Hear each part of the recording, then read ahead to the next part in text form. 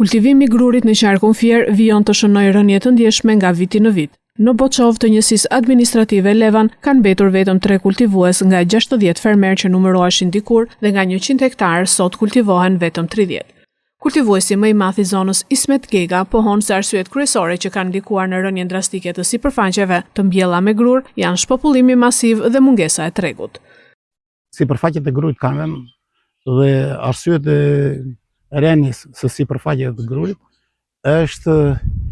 është mos konsumi këtu i njerëzve që nuk e blejnë. Për shembull, unë kam hasë vështësi për jetën tim pavarësisht se unë e kam çuar në fabrikat e miellit dhe në blegtori, për shembull te pularia e kam çuar grurin.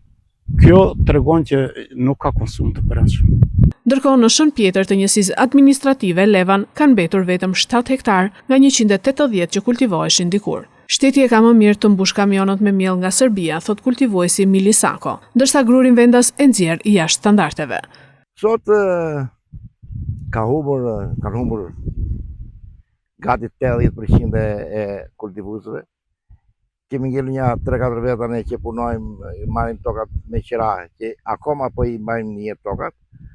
Por jemi futur jonxhave, më shumë nisrave, sepse gruri s'ka interes. Sa është sipërfaqja sot që kultivohet? Grur mund jenë 5 deri 7 hektar në tërë fshatin. Nga 180? Nga 180, 5 deri 7 hektar. Më tepër s'ka. Cilat janë arsyet? Në shumë e thjeshtë. Arsyeja është inkurajimi që i bën qeveria këtij prodhimi. Prerja e fytit. Po e prerja e fytit, ç'sper me frymë. Sepse ai thot grur ka Maqedonia i del më lirë, ka serbi del më lirë. Tregtar na shikojnë neve dhe s'ka gluten gruri jon.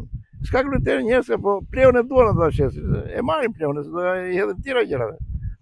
Sipas fermerit Ilirian Jano, në zonën e rreth Libofshës nga 400 hektar kanë mbetur vetëm 30. Pesticidet e shtrenjta, mungesa e farrave cilësore dhe mungesa e tregut kanë ulur ndjeshëm interesin e fermerëve të zonës për këtë kulturë.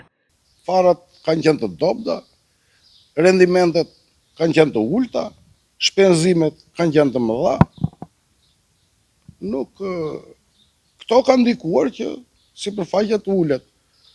Ndërkohë, sipas të dhënave të marra pranë drejtorisë së bujqësisë Fier në vitin 2025, sipërfaqja e mbjellë me grur arrinte në 8.954 hektar, ndërsa në vitin 2026 ka zbritur në 7.127 hektar, me një tkurrje prej 1.800 hektarësh. Po sipas të njëjtave burime, edhe prodhimi ka psuar rënje nga 34.884 ton në vitin 2025, prodhimi pritshëm arrin në 28.707 ton në vitin 2026. Dikur Myzeqeja konsiderohej hambari i Shqipërisë, duke furnizuar një pjesë të madhe të vendit me drithra, ndërsa sot shifrat tregojnë një realitet krejt tjetër.